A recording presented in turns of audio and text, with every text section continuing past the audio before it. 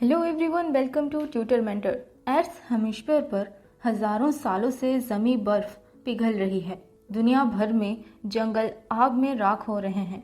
समुद्र में बढ़ता वाटर लेवल आने वाले दिनों में कई बड़े शहरों को निगल सकता है। कहीं पेड़ पत्ता सूखा है तो कहीं आए दिन बाढ़ और तूफान आ रहे हैं। क्लाइमेट चेंज का मतलब है एक लॉन्ग टर्म शिफ्ट ग्लोबल या रीजनल क्लाइमेट पैटर्न में। कई बार क्लाइमेट चेंज को रिफ़र किया जाता है बढ़ती हुई तापमान से। क्लाइमेट और वेदर दोनों को एक माना जाता है, लेकिन ये दोनों अलग हैं। क्लाइमेट को लॉन्ग टर्म ऑफ पीरियड के लिए मेज़र किया जाता है, वहीं वेदर हर रोज़ बदलता है।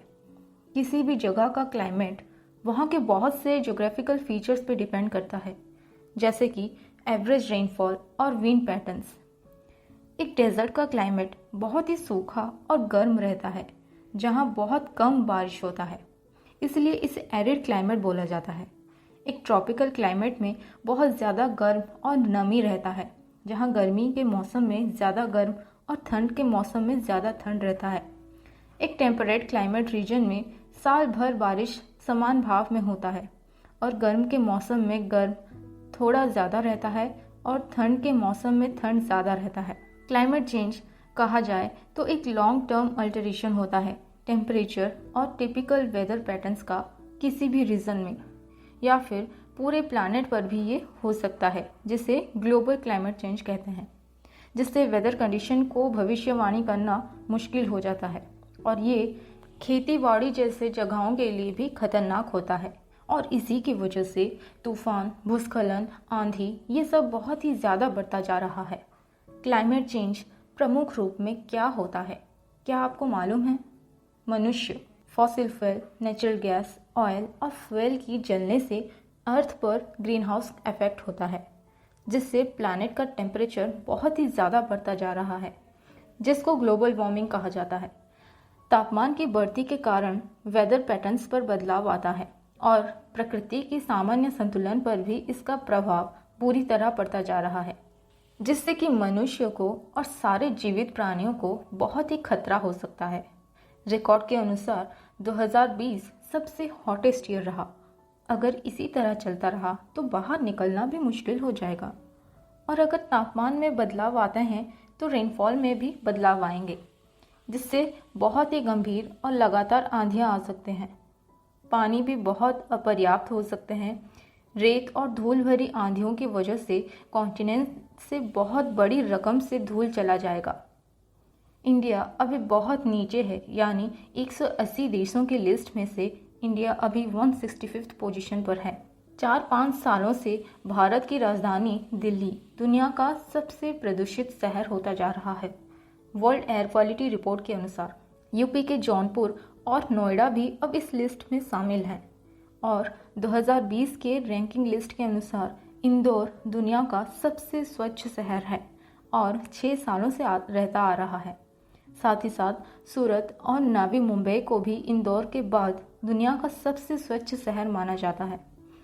पूरे दुनिया में अगर कहा जाए तो जापान बहुत ही खतरनाक देश है क्लाइमेट चेंज में। अगर देखा जाए तो 2018 में फिलीपींस बहुत ही ज़्यादा प्रभावित हुआ है इसी की वजह से, जिसके कारण 2,50,000 लोगों की जान खतरे में थी। और जर्मन कंट्री तो तीसरा स्थान पर है अधिक प्रभावित देशों में से। 2018 में हीट वेव से सफ़र होने के कारण कहा जाए तो इतिहास में 2018 सबसे हॉटेस्ट ईयर था, जिससे कि $3,500 मिलियन की हानि हुई कृषि क्षेत्र में। ग्लोबल वार्मिंग और क्लाइमेट के खतरे की वजह से आइलैंड में लेमर और बाकी के स्थानीय प्रजातियों का जीवित रहना मुश्किल बन चुका है।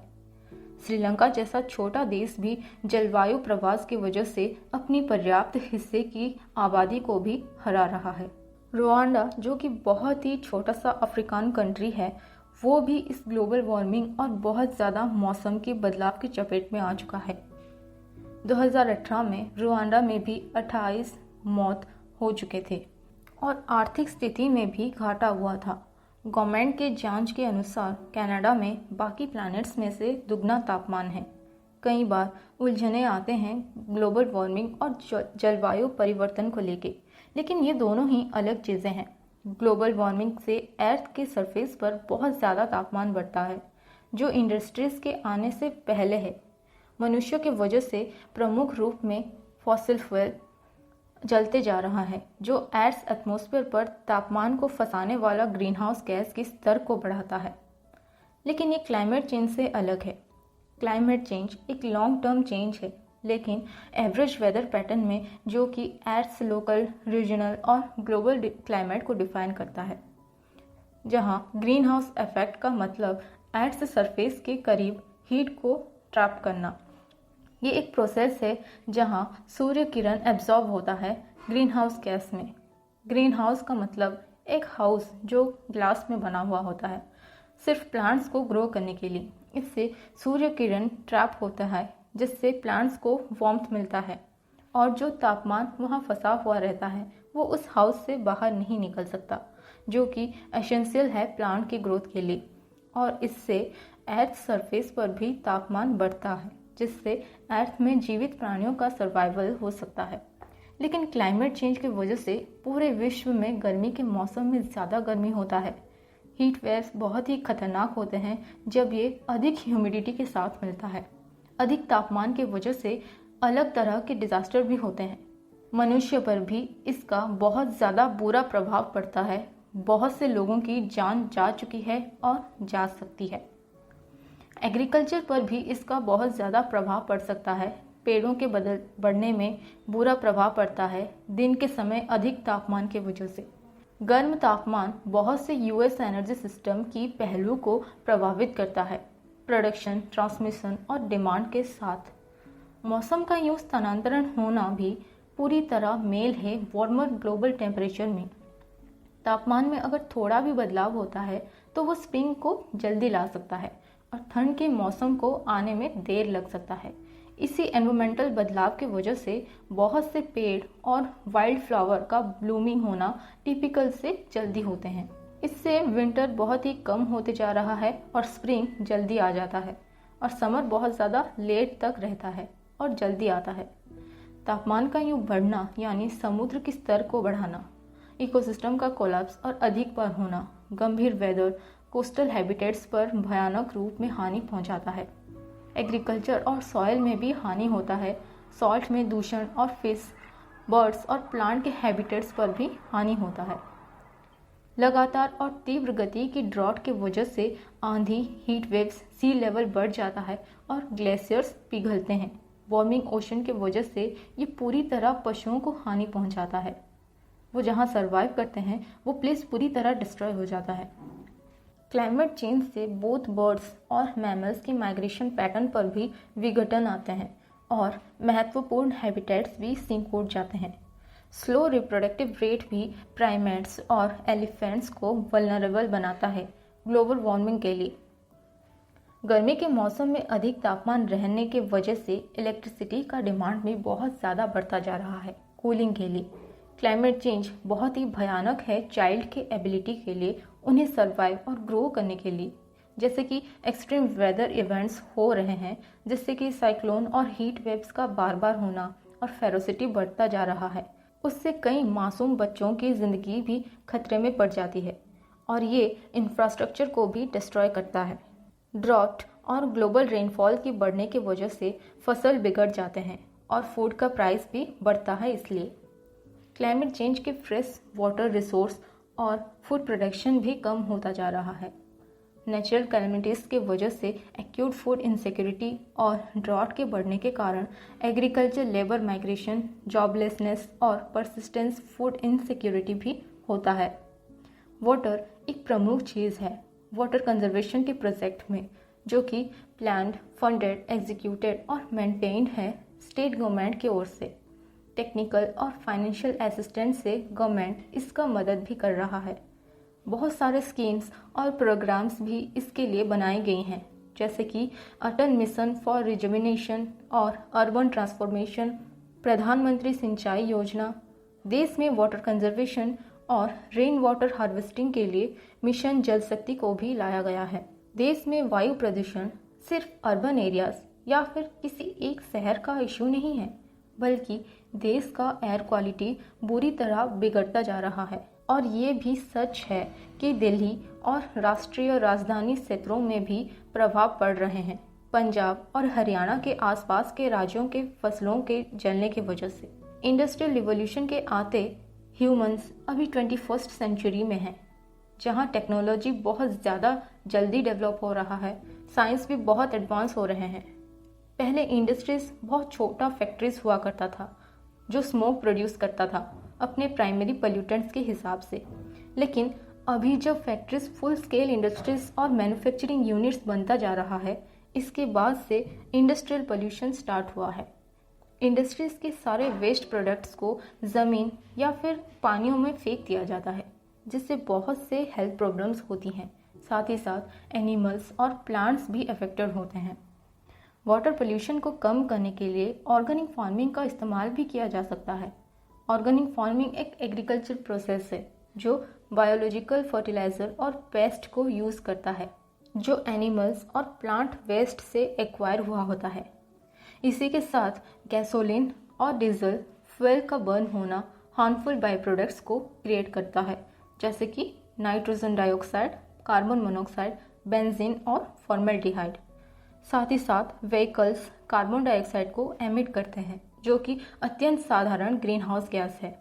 इसी के साथ दिल्ली में एयर पोल्यूशन को जूझने के लिए ऑड इवन स्कीम को इम्प्लीमेंट की गई है, और इस स्कीम के अनुसार दिल्ली गवर्नमेंट ने प्राइवेट व्हीकल्स को अल्टरनेट डेज में ड्राइव करने की अलाउंस दी है, उनके गाड़ी के नंबर प्लेट के लास्ट डिजिट के अनुसार। साथ ही साथ क्रैकर बर्निंग को भी बैन किया गया है दिल्ली में जनवरी 1, 2023 तक कि कोई भी मैन्युफैक्चरिंग, स्टोरेज, सेलिंग या फिर ऑनलाइन मार्केटिंग की डिलीवरी को बैन किया जाएगा। इसी के साथ 2030 के अंदर इंडियन गवर्नमेंट ये चाहता है कि 30% प्राइवेट कार्स, 70% कॉमर्शियल व्हीकल्स और 80% तक 2 और 3 व्हीलर्स को इलेक्ट्रिक व्हीकल बनाया जाए। इंडिया अभी बहुत ही बड़ा सोलर एनर्जी पोटेंशियल को इस्तेमाल कर रहा है। साइंस के अनुसार ये साफ है कि क्लाइमेट चेंज का वर्स्ट इम्पैक्ट है लाइवेबल प्लैनेट को प्रिजर्व करने के लिए और बढ़ती हुई ग्लोबल टेम्परेचर को लिमिट में लाने के लिए प्री इंडस्ट्रियल लेवल से 1.5 डिग्री सेंटीग्रेड तक लाना होगा। फिलहाल तो 1.1 डिग्री सेंटीग्रेड हो चुका है और इसे ज़्यादा ना होने के लिए एमिशन को 45% तक कम करना होगा 2030 के अंदर, ताकि 2050 तक नेट ज़ीरो एमिशन तक पहुंच सके। फ्रैक्ड गैस से ऑयल पाइपलाइन से कोल एश डंप्स तक फॉसिल फ्यूल इंडस्ट्रीज कम्युनिटी को पॉइजन कर रहे हैं और क्लाइमेट चेंज को बढ़ा रहा है। इसी के कारण हम सबको आगे बढ़ के फॉसिल फ्यूल को बंद करके एंटायर सोसाइटी को 100% क्लीन एनर्जी से पोल्यूशन फ्री करना चाहिए। रिन्यूएबल एनर्जी आजकल बहुत ही सस्ते हो चुके हैं और 3 गुना ज़्यादा जॉब्स जनरेट करता है फॉसिल फ्यूल से, जैसे कि सोलर एनर्जी, जो कि सारे एनर्जी रिसोर्सेज से ज़्यादा भरपूर है। सोलर पैनल भी बहुत चीपेस्ट फॉर्म है एनर्जी में, जिसमें रफली 30 साल का लाइफ स्पैन रहता है। विंड एनर्जी से मूविंग एयर की काइनेटिक एनर्जी को काम में लाता है लार्ज विंड टर्बाइंस के मदद से, जो लैंड, सी और फ्रेश वाटर में मौजूद है। अर्थ के इंटीरियर पर थर्मल एनर्जी की पहुंच के लिए जियोथर्मल एनर्जी का भी इस्तेमाल किया जाता है। क्लाइमेट चेंज के कारण सोशल और हेल्थ की एनवायरमेंटल डिटर्मिनेशन पर भी इफेक्ट पड़ सकता है, जैसे कि clean air, safe drinking water, sufficient food और सिक्योर शेल्टर। कहा जाए तो 2030 से 2050 के अंदर अप्रॉक्सीमेटली 2,50,000 एडिशनल डेथ हो सकते हैं साल में, सिर्फ मालन्यूट्रिशन, मलेरिया, डायरिया और हीट स्ट्रेस के कारण। क्लाइमेट चेंज एक ग्रेट एनवायरमेंटल चेंज है जो पूरा वर्ल्ड इसे फेस कर रहा है। हम सब जानते हैं कि क्लाइमेट चेंज हमारे कारण ही हो रहा है, लेकिन हम सब मिलके इसे रोकने की कोशिश कर सकते हैं। हम सब ही लास्ट जनरेशन हैं जो इस डिवास्टेटिंग क्लाइमेट चेंज को रोक सकते हैं। हमारे पास नॉलेज है, टूल्स है, टेक्नोलॉजी है, बस इसको इस्तेमाल करना, और वो भी सही मायने में ज़रूरी है। So thank you and stay tuned for more informative videos and don't forget to